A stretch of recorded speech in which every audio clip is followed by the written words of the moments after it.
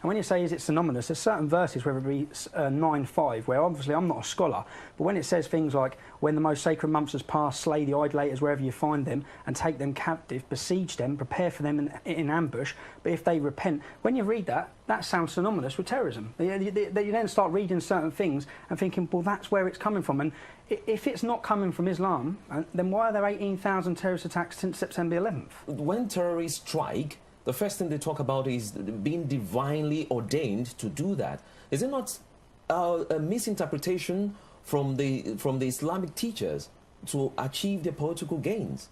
Oh, not at all. If you look at Michael Schur, who's former head of the Osama bin Laden unit, CIA, he says that the main and almost the most primary and overriding grievance is Western foreign policy of Osama bin Laden.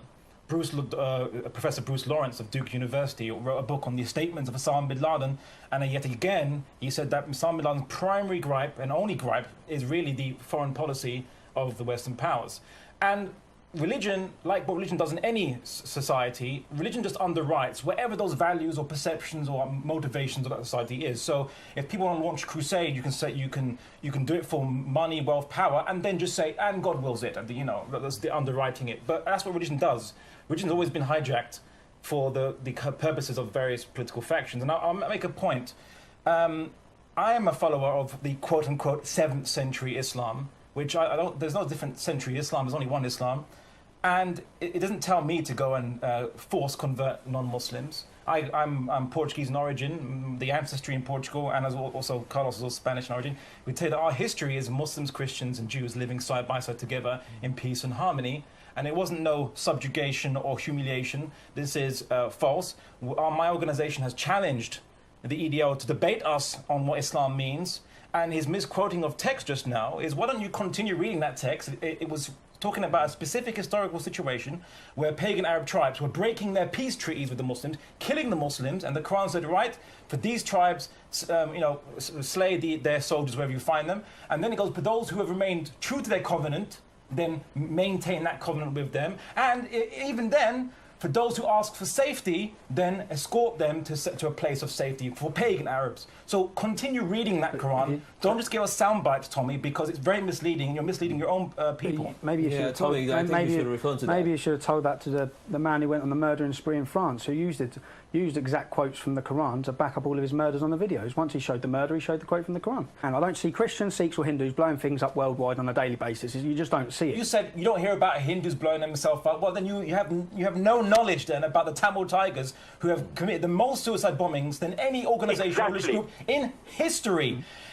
Try reading outside of their Daily Mail. There's actually interesting facts out there. No, it's not. So then when we want to talk about these issues and we're angered by them, you talk about grooming. The grooming and systematic rape. Oh, God, let's talk about the grooming. Yeah, there's no 12-year-old Muslim girls getting raped by 20 Christian men in this country. Let me talk about it because I'm talking.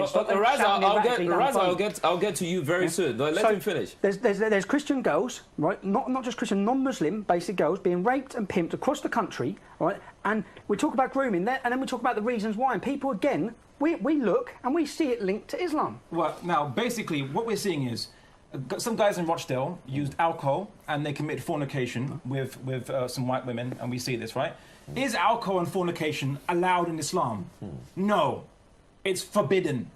I challenge you to find me any verse of the Quran or hadith or anything, yeah, that says that drinking alcohol and sex outside of marriage is allowed in Islam. It is not, sir. So I think you'll find that you're trying to now label these guys who are now adopting a culture which you'd probably be more familiar with than we would. All right, it's not Islamic culture. Secondly, if you look, if you just look on this, the CIA World Fact Book. Answer the question. Let me finish, right? The CIA. I'll get to the CIA World Fact Book. Yeah, in the space of from 1980 to 2005. Yeah, only 6% of terrorist attacks in America has been from Muslims. They were actually beaten by Zionist extremists, who got 7%. You've got extreme left-wing groups, 24%, communists, 5%, Latino, 42%. So, and again in England and Europe as well, the vast majority of the terrorist attacks were the Ba'ath separatists and other and far-right groups. But also, before I answer your question, I want to make another point. Al-Qaeda is kind of like has the same problem as the EDL. You see, the central Al Qaeda don't control everyone who's part of who says I'm Al Qaeda, right? And you see Osama bin Laden writing letters telling people, don't do this, don't do this in our name, yeah, in Iraq or whatever, right?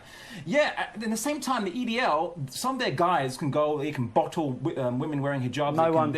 They can burn. There's no evidence. That's rubbish. They can burn mosques. They can shout EDL. They can Wait, they can graffiti it. But because EDL don't have an official members list, they can always publicly disassociate themselves. This allows them to have their cake and eat it. Many wars within Islam. Yeah, but Tommy, why don't you want to understand Islam itself before you There's so many different interpretations of Islam. I understand Sufis are great. There's some great sects of Islam, but what we see now being pushed through this country is Wahhabi, Salafi, Saudi-funded money. You're not allowed a Bible in Saudi Arabia. You're not allowed to drive on the same side of the road as Muslims to Mecca. Women are not allowed to drive. It's a completely fascist country, yet they are now dictating what form of Islam is being pushed through the mosques and madrasas in this country. But you're dictating to Muslims. You're dictating to Muslims what culture we have to follow and how we should integrate. Follow to be your acceptable religion to however you. you want. But what we see, I live in Luton Town, we see hostility, we see violence, we see terrorism. It's what we see. It's not... Is that Friday night? Typical Friday night for you, Tommy. We lost one member of our community on 77 Go down the pubs on a Friday night, you'll see violence, you'll see hostility, you'll see arguments, you'll see that kind of stuff. Because Muslims, we stay away from that. There will be reduced hostility. You don't actually. And we don't promote that kind of violence. When people say, if you look at the world, around the world, like in Nigeria and all these other countries, why is it that we see a lot of Muslims are in this violence, are always involved in violence, having guns and whatever? But if you look, okay, let's go around. Palestine, invaded by Zionists. Iraq, invaded by America. Afghanistan, invaded by America. Somalia, attacked by American planes and supported forces. Pakistan, drone attacks. Egypt, regime previously supported by America. Tunisia, France actually supplied weapons and even offered police. So what we're seeing is there's not Muslims walking down number 10 Downing Street with guns and taking over Britain. We're not Muslims going down the White House and taking over. It's Muslims fighting in their own lands against people going over to their country.